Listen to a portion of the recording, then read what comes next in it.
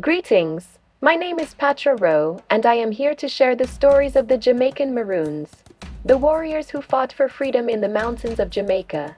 These are stories of courage, strategy, and survival. Stories that history books often leave out. Today we remember Cudjoe, one of the greatest leaders of the Jamaican Maroons. Cudjoe arrived in Jamaica in the late 1600s aboard a slave ship, but history suggests he was not enslaved himself. Instead, he soon became a leader among the Africans who escaped into the mountains. High in the rugged hills of western Jamaica, Cudjoe helped build powerful Maroon communities hidden deep in the forest. For years, British soldiers tried to defeat them, but the Maroons knew the land, the rivers, and the jungle better than any army.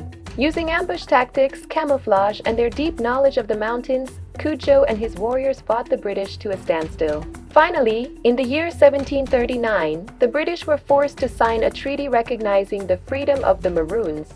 Because of Cudjoe's leadership, the Maroons secured one of the earliest victories for freedom in the Americas. This has been Maroon Minute, remembering the warriors who refused to be conquered.